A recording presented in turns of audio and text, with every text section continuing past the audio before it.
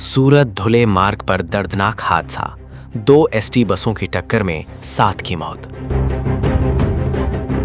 गुजरात के सूरत जिले के बारडोली तहसील स्थित हुआ गांव के पास नेशनल हाईवे 53 पर एक भीषण सड़क हादसा हो गया। महाराष्ट्र राज्य परिवहन निगम की 2 एसटी बसों के बीच हुई आमने सामने की टक्कर में 7 यात्रियों की दर्दनाक मौत हो गई, जबकि 35 से अधिक लोग घायल हो गए हैं। जानकारी के अनुसार सूरत से धुले जा रही एसटी बस पहले एक पानी के टैंकर वाले ट्रैक्टर से टकराई। टक्कर के बाद बस चालक वाहन पर नियंत्रण खो बैठा और बस सामने वाली लेन में पहुंच गई। इसी दौरान जामनेर से सूरत आ रही दूसरी एसटी बस से उसकी जोरदार भिड़ंत हो गई। हादसा इतना भीषण था कि टक्कर के बाद एक बस पलट गई और उसमें अचानक आग लग गई। आग की चपेट में आने से 7 यात्रियों की मौके पर ही जलकर मौत हो गई।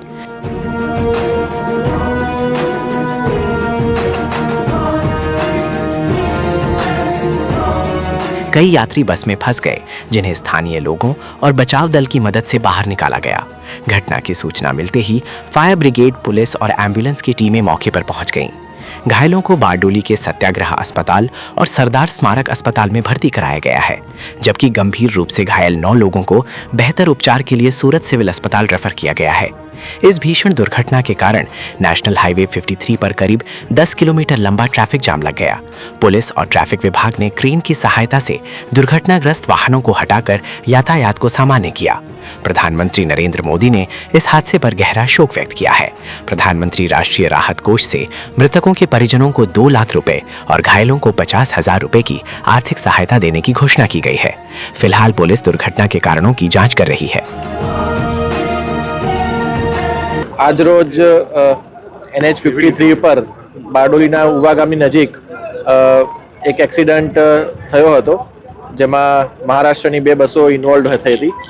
તો જેવી જ આ દુર્ઘટનાની ખબર પડી, તાત્કાલિક બારડોલીનો જે ફાયર વિભાગ છે તેના માણસો સાથે સ્થળ ઉપર પહોંચ્યા અને તરત જ જાણવા મળ્યું કે એક જે બસ છે તે બાજુ પડી ગઈ છે અને તેમાં આગ પણ લાગવાની શરૂ થઈ હતી। તો તાત્કાલિક ફાયરની વિભાગની ટીમે એમાં આગ ઓલવવાની કામગીરી કરી અને જેટલા પણ પેસેન્જર્સ હતા એનું રેસ્ક્યુ પણ એમણે શરૂ કર્યું। આ સાથે સાથે પોલીસની ટીમ પણ તાકીદે પહોંચી ગઈ આ સ્થળ ઉપર અને પોલીસ અને ફાયરની ટીમે સંયુક્ત રીતે મળીને એનું રેસ્ક્યુ કર્યું હતું। જે પણ પેસેન્જર્સ જેની હાલત મતલબ ઇન્જર્ડ હતા તેમને તાત્કાલિક ધોરણે અહીંયાથી નજીક બારડોલી CHC ખાતે ખસેડવામાં આવ્યા હતા। સાથે સાથે બીજી 2 હોસ્પિટલ્સ છે ત્યાં પણ આપણે પેશન્ટને ખસેડવામાં આવ્યા હતા। ત્યાં તાત્કાલિક ધોરણે તેમની સારવાર પણ શરૂ કરી દેવામાં આવી હતી। બારડોલી CHCમાં પણ 4 જેટલા મેડિકલ ઓફિસર્સ અને 20થી વધારે નર્સિંગ સ્ટાફ સાથે તાત્કાલિક સારવાર શરૂ કરવામાં આવી અને સારવાર દરમિયાન કોઈનું આપણે મૃત્યુ હજુ સુધી થયું નથી। 3 કે 4 જેટલા જે પેસેન્જર્સ થોડા ગંભીર લાગ્યા તેમને આપણે સિવિલમાં રિફર કરવામાં આવ્યા છે। ટોટલ 7 જેટલા જે આપણને છે એ ડેડ બોડી મળી છે, જેમાં પુરુષ અને મહિલા 4 પુરુષ અને 3 મહિલા છે, એમની ઓળખ હજુ સુધી થઈ શકી નથી। જે પણ પેસેન્જર્સ આપણી પાસે અત્યારે હાલ સારવાર હેઠળ છે તેમને જેની સારવાર પૂરી થઈ ગઈ તેમને આપણે તેમના ઘરે પણ મોકલી દેવામાં આવ્યા છે અને જે રિલેટિવ્સ એમના લેવા માટે આવે છે તેમના રિલેટિવને પણ સોંપવામાં આવે છે। એટલે અત્યારે હાલ તમામ હોસ્પિટલ ખાતે પણ આપણું કામગીરી ચાલુ છે। અત્યારે કોઈ એવી ગંભીર ત્યાં કોઈ ઇસ્યુ નથી। દવાનો સ્ટોક આપણી પાસે પૂરતા પ્રમાણમાં છે, સ્ટાફ આપણી પાસે પૂરતા પ્રમાણમાં છે અને હું પોતે પણ અત્યારે હોસ્પિટલમાં જઈને નિરીક્ષણ કરીને આવ્યો છું। જે ડિસ્ટ્રિક્ટ મેજિસ્ટ્રેટ ધુળે, કારણ કે એવું જાણવા આવ્યું કે આ જે બસ છે ધુળે તરફ જતી હતી અથવા તો ધુળેથી આવતી હતી, તો મેં પોતે પણ ડિસ્ટ્રિક્ટ મેજિસ્ટ્રેટ ધુળે સાથે વાત કરી છે। ત્યાંથી પણ એ લોકોની જે ડિવિઝન કંટ્રોલરની જે ટીમ છે એ રવાના થઈ ચૂકી છે અને જે પણ પેસેન્જર્સ અહીંના મહારાષ્ટ્રના હશે એમને આપણે અહીંયાથી લઈ એમને ત્યાં આપણે બહુ વ્યવસ્થિત રીતે તેમને આપણે ત્યાં પહોંચાડીશું। કેટલા પેસેન્જર્સના મોત થયા છે અને કેટલા ઈજાગ્રસ્ત છે? હા, એટલે મેં કીધું કે 7 જેટલા અત્યારે ડેથ કન્ફર્મ થયા છે।